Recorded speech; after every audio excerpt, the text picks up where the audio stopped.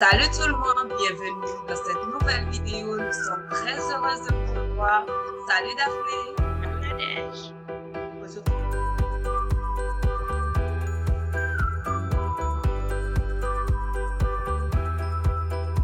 Aujourd'hui, on va vous parler des responsabilités au sein de la famille. Tout d'abord, la famille, elle se définit comme étant un système social naturel qui contient ses propres règles et qui définit le rôle de chaque membre qui la compose. Chaque membre ou chaque individu de la famille possède un ou des rôles vis-à-vis des autres membres de la famille, et ce qui lui donne aussi des droits et des obligations, soit d'assumer certaines responsabilités familiales. En tant que parent, vous êtes responsable d'assurer le bon développement de votre enfant en essayant de répondre à ses besoins quotidiens. La distribution des tâches est quelque chose sur laquelle on doit s'entendre. Les responsabilités sont d'un grand support pour établir une bonne routine au sein de la famille. Le fait de donner des responsabilités aux enfants permet un environnement familial de qualité. Beaucoup de parents se sentent débordés dans leur rôle et leurs responsabilités. Le travail, l'école, les routines, les repas, les déplacements, etc.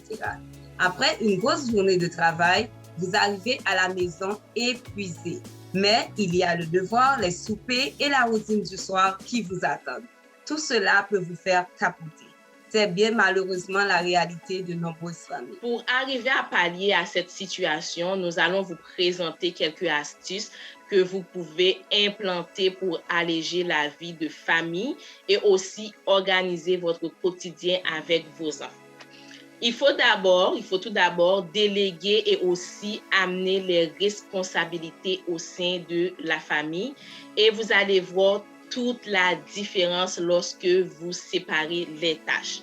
Cela va permettre une grande diminution de la charge mentale des parents ou encore le développement de l'autonomie des enfants, sans pour autant tomber dans les menaces. Par exemple, il ne faut pas se servir du fait qu'un enfant ne réalise pas sa responsabilité, qu'il ne réalise pas ses tâches pour lui dire qu'il n'aura pas le droit à son dessert de ce soir. Non, ça ne se fait pas, on ne menace pas l'enfant, ce qui est à l'encontre de l'éducation bienveillante que nous prônons de notre côté dans bien-être familial. Il est donc aussi important de garder à l'esprit qu'on ne peut pas attribuer trop de tâches à l'enfant.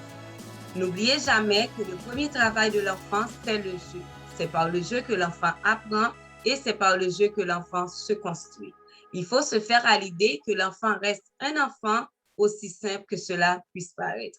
Un enfant âgé de 3 ans peut avoir comme tâche, par exemple, de ranger son lit, par exemple, d'essuyer son apron après son repas. Un enfant de 5 ans peut être responsable de faire couler l'eau après le bain et aussi de donner de la nourriture à son animal de compagnie. Maintenant, deuxièmement, avant de déléguer des tâches à vos enfants, il faut tenir compte de votre enfant.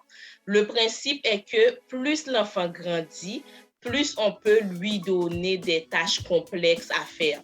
On peut aussi augmenter le nombre de responsabilités attribuées tout en tenant compte de son âge.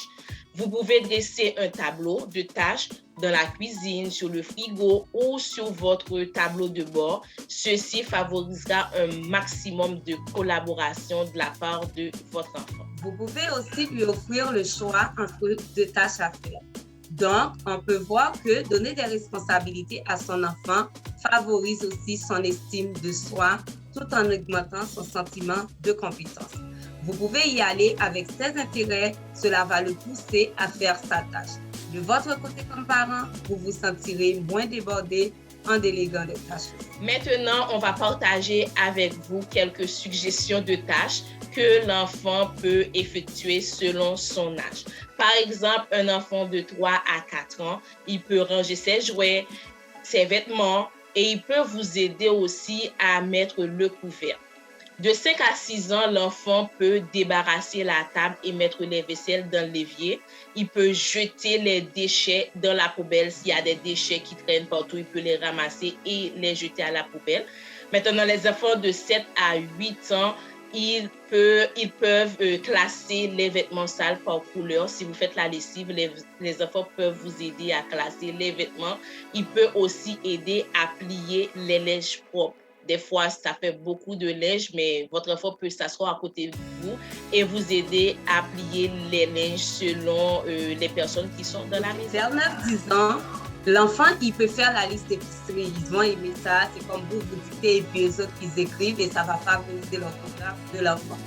9-10 ans là, l'enfant, il peut faire la liste. Il peut aussi vous accompagner ce qu'ils vont aimer parce que peut-être à la fin des courses, pour l'encourager, vous pouvez lui faire une petite surprise.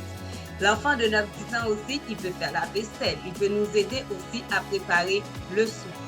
Maintenant, vers 11-12 ans, à cet âge-là, l'enfant, il peut commencer à faire le ménage dans la cuisine, par exemple, préparer le déjeuner, nettoyer sa chambre aussi. 13-14 ans maintenant, l'enfant, à cet âge, il peut passer la serpillière, il peut repasser ses vêtements, il peut aussi faire les petites commissions, faire le ménage dans la maison. Donc, c'est tout ce qui m'est fait à notre vidéo pour aujourd'hui. Nous vous disons merci d'avoir resté jusqu'à la fin et n'oubliez pas de vous abonner, de liker et surtout de nous laisser des commentaires et des suggestions. Et nous vous disons à la prochaine numéro.